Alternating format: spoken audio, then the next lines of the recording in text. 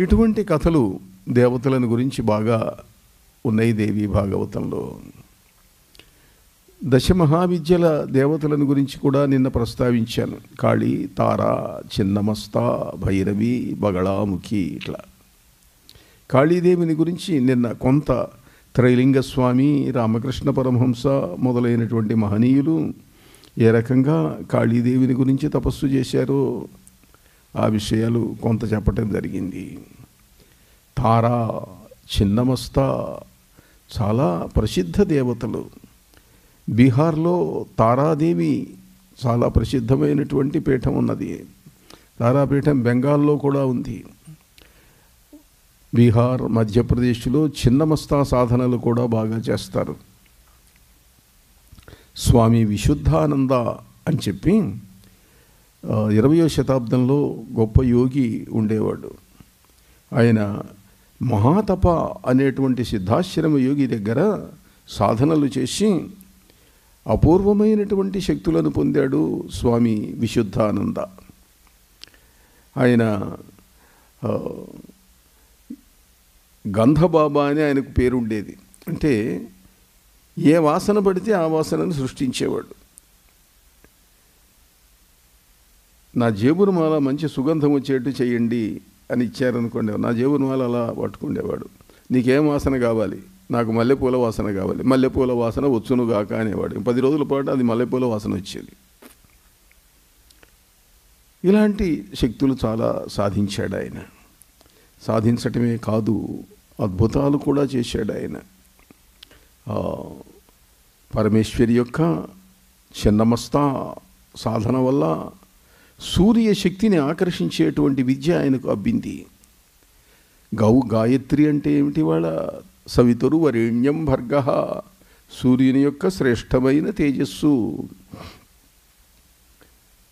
Paul Brunton అనేటువంటి పాశ్చాత్యుడు England నుంచి ఒక పెద్ద ఫేమస్ జర్నలిస్ట్ ఆయన ఇండియాకి వచ్చాడు. ఆయన రాసిన పుస్తకాల గురించి నేను చెప్తూ ఉంటాను అప్పుడప్పుడు. A search in secret India, a search in secret Egypt మొదలైన గ్రంథాలు రాశాడు ఆయన. పాల్ బ్రంటన్ ఈయన దగ్గరికి వెళ్ళాడు. నేను భారతదేశంలో యోగులను సిద్ధులను చూడాలని, చేతైతే వీలైతే నేర్చుకుందామని వచ్చాను. నేను చాలా వింతలు విశేషాలు చూపిన వాళ్ళని చూశాను, కానీ చచ్చిన వాళ్ళని బతికించిన వాళ్ళని ఎవరిని చూడలేదు నేను. మీరేమైనా అది చూపించగలరా అని అడిగాడు పాల్ బ్రంటన్. అంటే ఇవాళ మీ జాతి వాళ్ళు ఈ దేశాన్ని పరిపాలిస్తున్నారు, ఇంగ్లీష్ వాళ్ళు. ఇటువంటివి కొన్ని చూపిస్తే భారతదేశంలో ఇంకా ప్రాచీన కాలంలో సిద్ధులు యోగులు ఉన్నారన్న విషయం మీకు తెలుస్తుంది, ప్రపంచానికి తెలియజేస్తారు. నువ్వు జర్నలిస్టు కాబట్టి అందుకని చూపిస్తాను అన్నాడు ఆయన. అంటే ఇప్పుడు ఏదైనా మరణించినటువంటి శరీరం ఉంటే తీసుకురా, బతికిస్తా అన్నాడు. మనకు కావాలన్నప్పుడు శవాలు దొరుకుతాయా? అక్కడ ఎదురుగా ఓ చెట్టు కింద ఓ పెట్ట పడి ఉన్నది. ఆ పెట్ట, ఇప్పుడు ఈ పెట్టను బతికించండి, విద్య ఉన్నదని నమ్ముతాను అన్నాడు పాల్ బ్రంటన్. ఆ పెట్టను తీసుకొచ్చాడు, చేతిలో పెట్టన్నాడు. చేతిలో పెట్టాడు. ఆకాశంలో సూర్యుడి వైపు చూశాడు. ఓ తత్సవితురు వరేణ్యం భర్గో దేవస్య ధీమహి, గాయత్రి సౌర విద్య, సూర్యశక్తి ఆకర్షించాడు సూర్యుడిలో నుండి శక్తిని ఆయన. ఆ పక్షి పీట బతికింది, ఎగిరింది, కాసేపు ఆడింది. చూశావు కదా విద్య ఉన్నదని అన్నారు. చూశానన్నాడు. ఇంకా చాలే అన్నాడు, అది పడిపోయింది. అలాంటి స్వామి విశుద్ధానంద ఆయన చిన్నమస్తా సాధకుడైనటువంటి వ్యక్తి. ఇంద్రాణ్యా పరమాం శక్తిం సర్వభూతాధినాయికాం ప్రచండ చండికాం దేవీం చిన్నమస్తాం నమామ్యహం.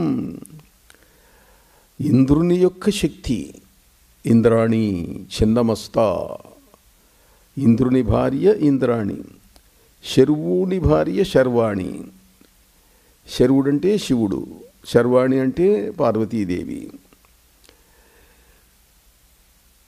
ఈ ఇంద్రాణి దేవతను గురించి చాలా విశేషాలు మనకు మంత్రశాస్త్రంలో కనిపిస్తాయి.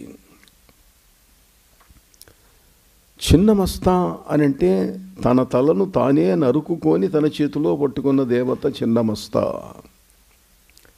ఈ దేవతను ప్రాచీన కాలంలో మొట్టమొదటిసారిగా ఉపాసించినటువంటి వాడు హిరణ్యాక్షుడు అని తంత్రగ్రంథాల్లో ఉంది. లోకంలో భాగవతం చదివితే కొంతమంది వాడు హిరణ్యాక్ష వరాలు కోరుతున్నాడు అంటారు, ఏదైనా కోరరాని కోరికలన్నీ కోరుతూ ఉంటే. నిజానికి భాగవతంలో హిరణ్యాక్షుడు పెద్ద వరాలు కోరినట్టు లేదు. హిరణ్యకశిపుడు కోరాడు, నేను పగలు చావకూడదు, రాత్రి చావకూడదు, మనిషి చేత చావకూడదు, దేవతల చేత చావకూడదు, బతికిన వాటి చేత చావకూడదు, చచ్చిన వాటి చేత చావకూడదు, జీవ పదార్థముల చేత చావకూడదు, నిర్జీవ పదార్థముల చేత చావకూడదు. ఇలాంటి కోరికలన్నీ కోరినవాడు హిరణ్యకశిపుడు. బ్రహ్మదేవుడు ఇచ్చాడు వాడు కోరిన వరాలన్నీ కూడా. కానీ ఎక్కడో చిన్న లూప్ హోల్ అట్టి పెడతారు వాళ్ళు. పగలు చావకూడదు, రాత్రి చావకూడదు అంటే సాయంకాలం కూడా చంపాడు. బతికిన వాడి చేత చావకూడదు, జీవ పదార్థముల చేత చావకూడదు, నిర్జీవ పదార్థముల చేత చావకూడదు అని అంటే గోళ్లతో చీల్చాడు. గోళ్ళకు ప్రాణం ఉన్నదా లేదా? ప్రాణం ఏముంది? లేదు. లేదని ఎట్లా అంటావు? పెరుగుతున్నదిగా, ఉన్నది లేదు. అట్టని మనిషి చేత చావకూడదు, జంతువు చేత చావకూడదు, దేవతల చేత చావకూడదు, వాళ్ళ చేత చావకూడదు, వీళ్ళ చేత చావకూడదు. మనిషి జంతువు కానీ సృష్టి వచ్చింది నరసింహావతారం. హిరణ్యాక్షుని గురించి మంత్రశాస్త్ర గ్రంథాల్లో కథ ఉన్నది. వాడు బ్రహ్మదేవుణ్ణి గురించి తపస్సు చేశాడు. అజేయమైనటువంటి వరములు పొందాడు.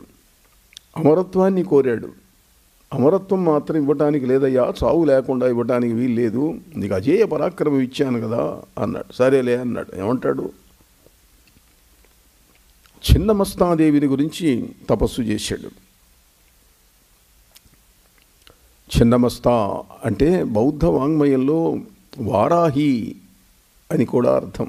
వజ్రవారాహి అంటే వరాహశక్తి కలిగిన దేవత. ఇందాక పాటలో వారాహి అన్న మాట కూడా వచ్చింది. వరాహస్వామి శ్వేతవరాహమూర్తి యొక్క స్త్రీ రూపం వారాహి, నరసింహస్వామి యొక్క రూపం నారసింహి. వరాహమూర్తి యొక్క అవతారం వారాహి. ఆ వారాహిని, వజ్రవారాహిని ఆరాధించాడు ఆయన. చిన్నమస్తా. బౌద్ధులు ఆమెను వజ్రవారాహిగా ఆరాధిస్తారంటే ఆమె the dancing Angel in the sky, ఆకాశంలో నర్తించేటువంటి ఒక సుందర దేవత. ఆమె అవసరమైనప్పుడు అలా ఒక దృశ్యం చూపించింది తన రూపాన్ని, చిన్నమస్తా అని చెప్పి. ఆమె మకుటం మీద వరాహ చిహ్నం ఉంటుంది. వరాహం అంటే పంది, వరాహం యొక్క మూర్తి ఉంటుంది.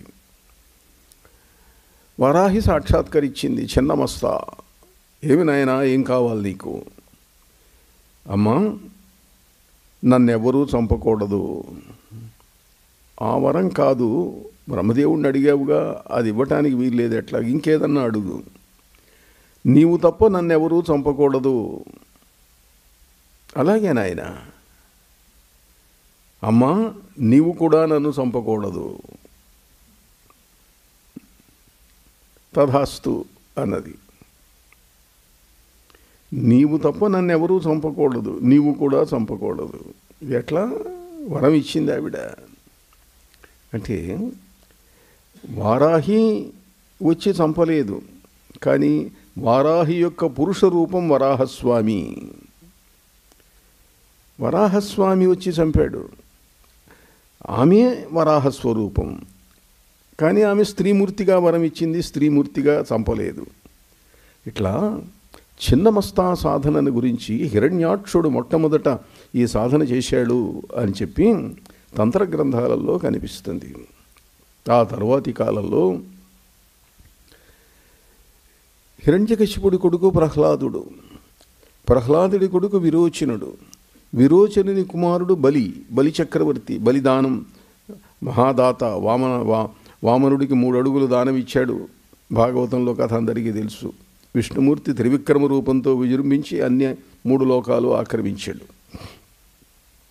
ఆ బలికి సోదరి ఒక ఆమె ఉన్నది. ఆమె వైరోచిని. విరోచనుని కూతురు కాబట్టి వైరోచిని. ఆమెకు వామదేవుడు అనేటువంటి మహర్షి ఈ చిన్నమస్తా మంత్రాన్ని చెప్పాడు. ఆ మంత్రం చేసింది ఆవిడ. ఆ మంత్రం చేసినందువల్ల ఆమె మంత్రం సిద్ధించలేదు. అప్పుడు ఆమె తన తల నరుక్కొని బలి ఇచ్చింది. ఆ దేవత ఆమెలోకి ప్రవేశించింది. అందుకని ఆమె వైరోచనీ మంత్రసిద్ధురాలైంది. మహాసిద్ధురాలు గనుక తన సోదరిని పూజించాడు బలిచక్రవర్తి. మహాదేవత ఈవిడ. చిన్న గ్రీవ చిన్నమస్త చిన్న ముండధరాక్షత క్షోదక్షేమకరీ స్వక్ష క్షోణీశాచ్ఛాదనక్షమా వైరోచనీ వరారోహ బలిదాన ప్రహర్షిత బలిపూజిత పాదాబ్జ వామదేవ ప్రయోజిత. బలిదాన ప్రహర్షిత, బలి ఇచ్చిన దానానికి సంతోషించి మంచి దానం ఇచ్చావురా నాయన వామనుడికి అన్నది. బలి పూజిత పాదాబ్జ, బలిచేత పూజించబడిన పాదాబ్జములు గలది. ఆమె పాదపద్మములను బలిచక్రవర్తి పూజించాడు. అలాంటిది వైరోచని. ఆమెలోకి ప్రవేశించింది దేవత. అలానే ఆ అనంతర కాలంలో రేణుకలోకి ప్రవేశించింది ఈ చిన్నమస్త. రేణుక శిరస్సును ఖండించాడు పరశురాముడు, కుమారుడు, తండ్రి ఆజ్ఞ వల్ల. తండ్రి ఆమెను అనుమానించాడు. అనుమానిస్తే, రే నాయన, మీ తల్లి మీద నాకు అనుమానం ఉంది, ఆమెను చంపరా అన్నాడు. మిగతా కొడుకులు ఎవరు ముందుకు రాలే. పరశురాముడు తన గండ్రగొడ్డలితోటి తల్లిని తల నరికాడు. తల్లి తల నరికితే చాలా సంతోషించాడు జమదగ్ని. నాయనా, నేను చెప్పిన పని చేశావు, నీకేం కావాలి అన్నాడు. అమ్మను బతికించు అన్నాడు. అమ్మను బతికించే శక్తి తండ్రికి ఉన్నది కనుక పరశురాముడు ఆ పని చేశాడు. అందువల్ల లోకంలో తండ్రులు ఎవరైనా తల్లిని చంపమంటే వెంటనే చంపటం మంచిది కాదు కదా. ఎందుకంటే తండ్రులకు బతికించే శక్తి ఎక్కడున్నది? లేదు కదా. ఆమె దేవత అయింది. పవిత్రురాలైనటువంటి ఆమె శిరస్సును ఖండిస్తూ ఉన్న సమయంలో ఆమెలోకి చిన్నమస్త ఇంద్రాణి ప్రవేశించింది అని మనకు మంత్రశాస్త్రం చెబుతున్నది. ఇలా చిన్నమస్తను గురించినటువంటి అద్భుతమైన సంఘటనలు మనకు కనిపిస్తాయి.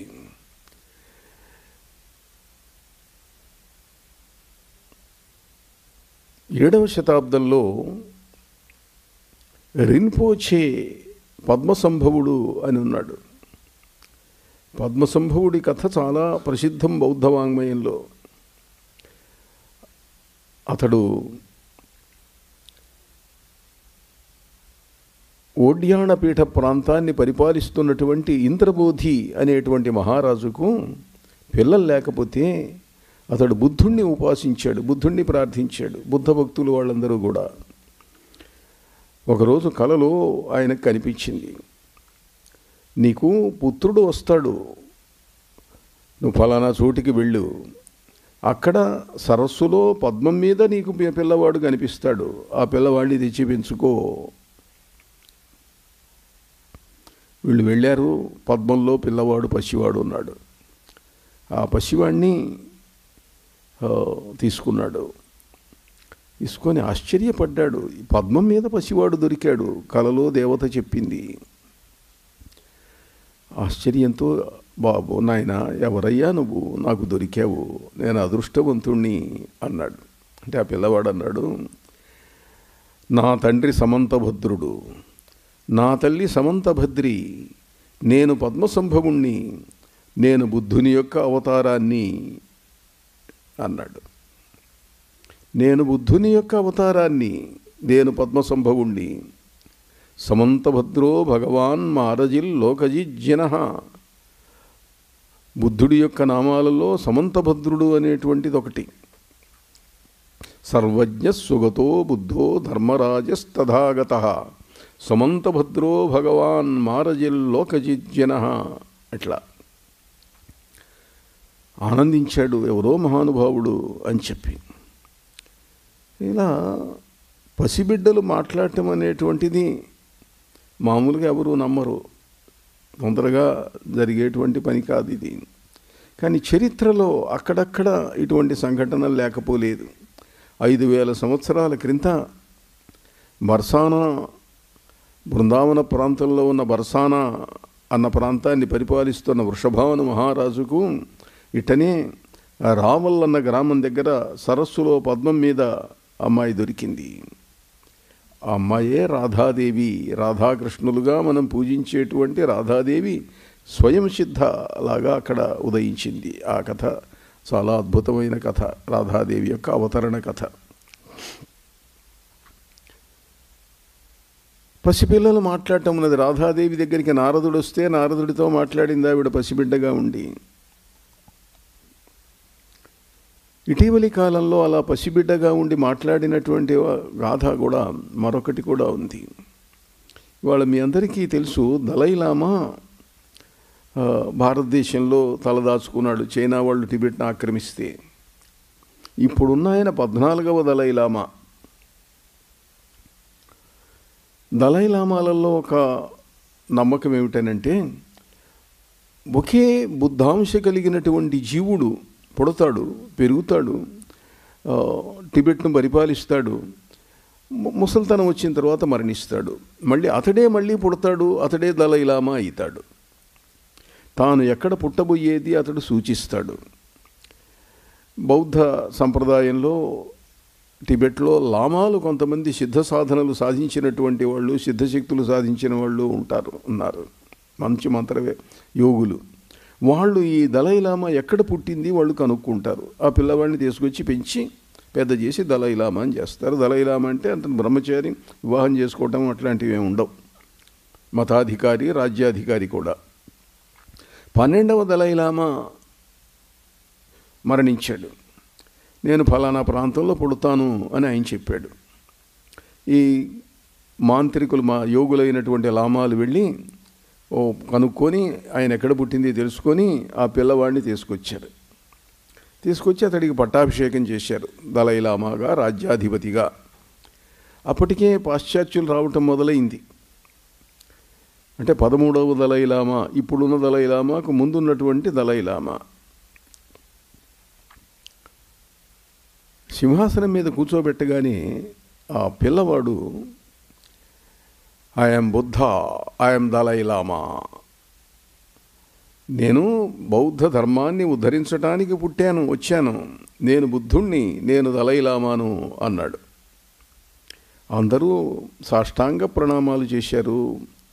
రాజ్య అధిపతులు, సేనాపతులు, మంత్రులు అందరూ కూడా. ఇక్కడికి ఒక ఫ్రెంచి అధికారి వచ్చి ఉన్నాడు. ఆ ఫ్రెంచ్ అధికారి అన్నాడు, ఏమిటిది పసివాడు మాట్లాడటం ఏమిటి, ఇది సాధ్యం కాదు, నమ్మటానికి వీల్లేదు, మీరందరూ ఏదో భ్రాంతిలో ఉన్నారు.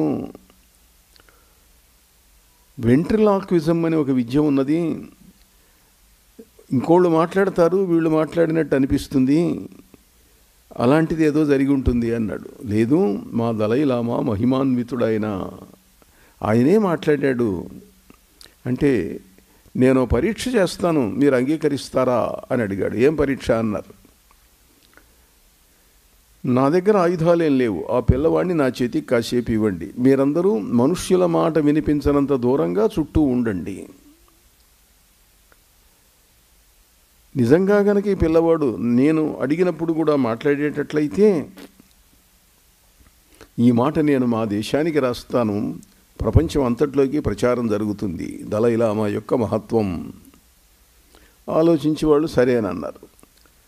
ఈ పిల్లవాడిని ఎత్తుకున్నాడు. అందరంత దూరంగా నిల్చున్నారు టిబెట్ అధికారులు. ఏమయ్యా, నువ్వు నిజంగా దలైలామావేనా అన్నాడు. Yes, I'm Buddha, I'm Dalai Lama అన్నాడు ఆ పసివాడు. ఆశ్చర్యపడి అతడు ఫ్రెంచ్ దేశానికి తన అధికారులకు రాశాడు. అయితే వాళ్ళు దాన్ని బుట్టదాఖలా చేశారనుకోండి, ఇటువంటివి మేము ఒప్పుకోమని చెప్పి. ఈ పద్మసంభవుడు కూడా అలాంటి వాడు. ఈ పద్మసంభవుణ్ణి తీసుకెళ్ళి పెంచుకున్నాడు రాజు, ఇంద్రబోధి మహారాజు. పెరిగి పెద్దవాడైన తర్వాత యువరాజుగా డిక్లేర్ చేశాడు. అతడికి కలలో వజ్రభైరవుడు కనిపించి మంత్రం ఇచ్చాడు. బుద్ధ సంప్రదాయంలో వజ్రపాణి అని ఉన్నాడు. వజ్రపాణి అంటే ఇంద్రుడు. ఇంద్రుడు కూడా బుద్ధుడి కింది అధికారి బౌద్ధ సంప్రదాయంలో. ఆ వజ్రపాణి బుద్ధుడు ఇతడికి వజ్రభైరవ మంత్రాన్ని ఇచ్చాడు. ఆ మంత్రం చేస్తుండేవాడు ఇతడు బాగా. ఒకసారి ఉత్సవాలు వచ్చినాయి. రాజుగారి కుమారుడు, అతడికి వజ్రభైరవుడు అంటే భక్తి. అందరూ ఆ వజ్రపాణిని పూజించిన తర్వాత ఇతడు ఒక్కడు అప్పుడప్పుడు వెళ్ళి కాసేపు ధ్యానం చేసుకుంటూ ఉండేవాడు. మహారాజు యొక్క మంత్రి మండలిలో ఒక మంత్రికి ఎవరినో తీసుకొచ్చాడు, అనాథ శిశువుని తీసుకొచ్చి యువరాజుగా డిక్లేర్ చేశాడు, యువరాజుగా పెట్టాడు, రాజ్యం ఇస్తున్నానన్నాడు. నా కుమారుడు రాజు కావలసిన వాడు, రాజ కుటుంబానికి చెందినవాడిని నేను. ఈ పిల్లవాడిని ఏమైనా సరే హత్య చేయాలి, వీడిని యువరాజును అనుకున్నాడు. హత్య చేయాలి, తన కుమారుణ్ణి ప్రేరేపించాడు. వీడి ఇగో రేపు ఉత్సవాలు వస్తున్నాయి, ఏదో దేవీ నవరాత్రులో ఏదో బుద్ధోత్సవాలు వస్తున్నాయి. ఉత్సవాల చివరి రోజు పూజలన్నీ అయిపోయిన తర్వాత అందరు వెళ్ళిపోతారు. వీడు అలవాటును బట్టి వీడు సహజంగా రాత్రిపూట ఒక్కడు ధ్యానం చేస్తుంటాడు, వెళ్ళి కొట్టేసి చంపేసేయరా అన్నాడు. ఏదో 4 మనుషులను తీసుకెళ్ళి చంపేసేయి అన్నాడు. ఇతడు ధ్యానం చేస్తున్నాడు వజ్రభైరవుడి గురించి. వజ్రభైరవుడిలో నుండి ఇతడికి వినిపిస్తున్నది, నేను చంపటానికి వస్తున్నాడు మంత్రి కుమారుడు. నా దగ్గర నా చేతిలో ఖడ్గం ఉన్నది, ఈ ఖడ్గంతో వాడి తల నరికేసేయి, ఇది నా ఆజ్ఞ అన్నాడు వజ్రభైరవుడు. ఇతడు కళ్ళు తెరిచాడు. ధ్యానం చేస్తున్నవాడు అలికిడైంది. మంత్రి కుమారుడు నెమ్మదిగా లోపలికి వచ్చాడు కత్తి పుచ్చుకొని. వాడు వచ్చి ఈయన దగ్గరికి వచ్చాడు. ఇతడు చప్పున విగ్రహం, వజ్రపాణి విగ్రహం దగ్గర ఉన్నటువంటి చేతిలో ఉన్న కత్తి తీసుకున్నాడు. ఈ మంత్రి కుమారుడిని నరికేశాడు. నరికిన తర్వాత భైరవ సంప్రదాయం బలిం సమర్పయామి అన్నాడు. దాని మీద కాస్త పసుపు కుంకుమ చల్లాడు. నరబలి ఇచ్చినటువంటి ఫలితం వచ్చింది. దేవత యొక్క ఆజ్ఞ వల్ల చేశాడు. ఆ వెనకాల ఉన్న సైనికులు గబగబా లోపలికి వచ్చారు. వాళ్ళు అనుకున్నది ఏమిటంటే యువరాజు చచ్చిపడి ఉంటాడు అని అనుకున్నారు వాళ్ళు. కానీ తమ మంత్రి కుమారుడు మరణించాడు. గందరగోళం చేశారు. సైనికులను పిలిచారు. అందరూ వచ్చారు. యువరాజును తీసుకెళ్ళి బంధించారు. ఇతడు హత్య చేశాడు. హత్యారోపణ నేరం మర్నాడు విచారణకు వచ్చింది.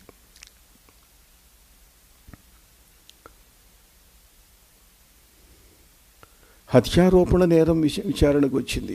మహారాజు ఉన్నాడు, న్యాయాధిపతిని విచారించమన్నాడు. నా కుమారుడి మీద ఆరోపణ వచ్చింది, నేను విచారించను, నువ్వు విచారించు అన్నాడు. దేశ న్యాయాధికారిని విచారించాడు.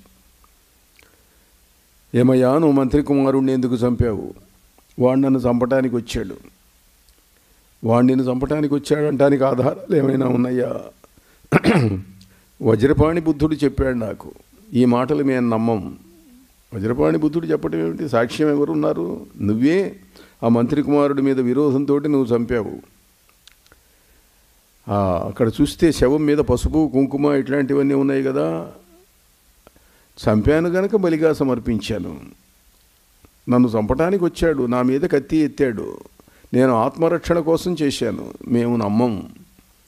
నీవు హత్య చేశావని విశ్వసిస్తున్నాను. హత్యా నేరమునకు శిక్ష మహారాజు ఏది విధిస్తే అది. మహారాజా న్యాయాధిపతిగా మిగిలినటువంటి జ్యూరీ, మిగిలిన న్యాయాధికారులందరము కలిసి ఇతడు నేరం చేశాడు అని మేము నమ్ముతున్నాము. కానీ మీ కుమారుడు వీడికి శిక్షను మేము విధించలేము, మీరే విధించండి అన్నాడు. మహారాజుకు తెలుసు సత్యం, కానీ ఇంతమంది ముందు ఏం అనలేకపోయినాడు. నేరం నిరూపితమైనప్పుడు శిక్ష విధించకపోతే రాజు మీద గౌరవం పోతుంది. ఆయన అన్నాడు, మనది బౌద్ధుల రాజ్యం. బుద్ధ సంప్రదాయంలో హింసకు తావులేదు. కానీ వీడు హింస చేశాడు అని మీరు అంటున్నారు. హింస చేసినా దానికి ఉరిశిక్ష విధించటం, మళ్ళీ ఆ వ్యక్తి యొక్క తల నరకటం ఇది బౌద్ధ ధర్మానికి విరుద్ధం. కాబట్టి ఇతడికి దేశ బహిష్కార శిక్ష విధిస్తున్నాను. ఇతడు యువరాజ పదవిని పోయినాడు, వదిలేస్తున్నాను. ఇతడు దేశంలో నుంచి వెళ్ళిపోవాలి అన్నాడు. వాళ్ళకి కావలసింది అదే. వెళ్ళిపోయినాడు ఇతడు. వెళ్ళి కొన్ని గ్రామాలు, నగరాలు, ఆ రాజ్యం దాటిపోయినాడు. దాటిపోయి ఎక్కడో ఒక ఊరి యొక్క శ్మశానంలో కూర్చున్నాడు. వజ్రభైరవుడు ఇతడికి వజ్రవైరోచని మంత్రం చెయ్యి అని ఉపదేశించాడు. వజ్రవైరోచని చిన్నమస్తా ఇంద్రాణ్యాః పరమాం శక్తిం సర్వభూతాధినాయికాం ప్రచండచండికాం దేవీం చిన్నమస్తాం నమామ్యహం. చిన్నమస్త యొక్క రూపం చాలా భయంకరంగా ఉంటుంది. నాతః పరతరా కాచిత్ ఉగ్రాదేవీ భవిష్యతి, ఇంతకంటే భయంకరమైనటువంటి దేవత ఇంకెవరూ లేరు అని చెప్పి అతడు ఆ దేవతను మంత్రాన్ని చేయటం మొదలుపెట్టాడు. ఆ దేవత ఎలా ఉంటుంది అని అంటే రతిమన్మథాసనం మీద నిల్చొని ఉంటుంది. కామాన్ని అణిచివేస్తున్నట్టుగా ఉంటుంది. అతి భయంకరమైనటువంటి రూపం.